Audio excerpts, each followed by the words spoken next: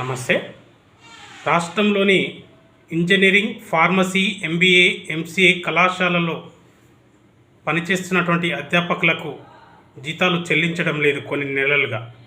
కారణం ఏమిటంటే fee reimbursement రావడం లేదు, కాబట్టి మేము చెల్లించలేకపోతున్నాం, మా దగ్గర ఆర్థికంగా ఇబ్బందికరంగా ఉంది అని చెప్పేసి వాళ్ళు కాలేజీలు తెలియజేసినటువంటి విషయం మనందరికీ తెలిసిందే.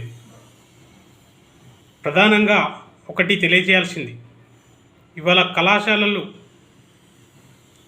దాదాపుగా అన్ని కళాశాలలో 70,000 పైచిలకు ఫీజు ఉంది. 70,000 నుంచి 1,65,000 వరకు ఫీజులు ఉన్నాయి.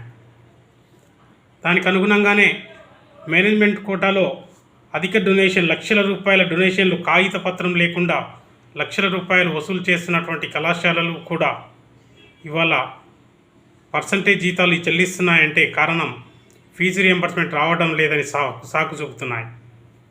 మేము ఒకటి తెలియజేసేది, అలాంటి కళాశాలలకు పిల్లల నుంచి లక్షల రూపాయల డొనేషన్లు తీసుకొని లక్షల రూపాయల ఫీజులు కట్టించుకొని ఇవాళ ఉద్యోగుల జీతాలు ఇచ్చేసరికి పర్సంటేజీలు గుర్తొస్తున్నాయా మీకు అని చెప్పేసి మేము అడుగుతున్నాం. ఇవాళ బంద్లో స్వచ్ఛందంగా పాల్గొంటుంది అధ్యాపకులు. ఏదైతే బంద్ పిలిపిస్తున్నారో వెంటనే ఆ బంద్కి సపోర్టుగా, మద్దతుగా మా ఫీజులు మాకు కావాలి, మా జీతాలు మాకు కావాలి, ఇచ్చే జీతాలు చాలా తక్కువ జీతాలు, ఎక్కడా కూడా వేతన సంఘ జీతాలు లేవు, వేతన సంఘ జీతాలు ఇస్తున్నామని చెప్పేసి కళాశాలలు లక్షల రూపాయల ఫీజులు పెంచుకున్నటువంటి విషయం కూడా మనందరికీ తెలిసిందే.